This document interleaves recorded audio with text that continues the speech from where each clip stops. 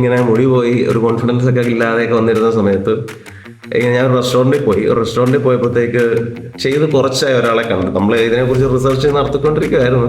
അപ്പോൾ നല്ല റിസൾട്ട്. ഞാൻ ചെന്നിട്ട് ചോദിച്ചു എവിടെയാണ് ചെയ്ത് അങ്ങനെ ഇങ്ങനെ.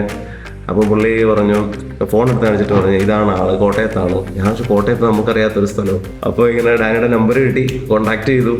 നല്ല സർവീസ് ആയിരുന്നു. ഇവിടെ വന്നു, ചെയ്തു, നല്ല റിസൾട്ടുണ്ട്.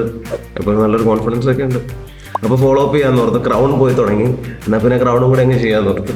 അതുപോലെ ജോയലിന്റെ ഫ്രണ്ട്സ് ഒത്തിരി പേര് വന്നിട്ടുണ്ട്. അവരുടെ ഒരു ഫീഡ്ബാക്ക് കാര്യങ്ങൾ അയർലൻഡിൽ നിന്ന് UK നിന്നും ഓസ്ട്രേലിയയിൽ നിന്നും വന്നിട്ടുണ്ട്. എല്ലായിടത്തും എല്ലാവരും ഹാപ്പിയാണ്, പരാതികളൊന്നുമില്ല. ഒരു പരാതി റെഫർ ചെയ്തതിന്റെ വക ചീത്തവിളിയില്ല. ഇല്ലല്ലോ, അത് നമുക്ക് ആ ഗ്യാരണ്ടി ഉള്ളതുകൊണ്ടാണ് നമ്മൾ റെഫർ ചെയ്ത് വിട്ടേക്കുന്നത്. ജോയൽ, അതുപോലെ ഒരു കാര്യം എല്ലാവരും പറയുന്നതാണ്, ഇപ്പോൾ നോർമലി ട്രാൻസ്പ്ലാന്റ് ചെയ്താൽ നമുക്കത് അറിയാൻ പറ്റും, നാച്ചുറൽ ആയിരിക്കും. ഒരാൾ പോലും ഇങ്ങോട്ട് ചോദിച്ചിട്ടില്ല ട്രാൻസ്പ്ലാന്റ് ചെയ്തതാണോ എന്ന്. ഞാൻ ഈ ട്രാൻസ്പ്ലാന്റ് ചെയ്യാൻ ഇപ്പോഴും പോവാന്ന് പറഞ്ഞിട്ടും അതിന്റെ കോംപ്ലിക്കേഷൻ അത് അങ്ങനെയാണ് ഇങ്ങനെയാണ് ചെയ്യരുത് എന്ന് എന്നോട് ഒത്തിരി പേര് പറഞ്ഞു. ഈവൻ എൻ്റെ ഫാദറിനെ വരെ പറഞ്ഞു ഭയങ്കര പ്രശ്നമാണ്. ഞാൻ ഭയങ്കര ഹാപ്പിയാണ്. അവർക്ക് ആർക്കും മനസ്സിലായിട്ടില്ല ഞാനിത് ചെയ്തിട്ടുണ്ടെന്ന്. നമുക്കറിയാവുന്നതുകൊണ്ടും പിന്നെ ഇവിടെ നമുക്കൊരു വിശ്വാസം ഉള്ളതുകൊണ്ടും ധൈര്യമായിട്ട് പോകുന്നു.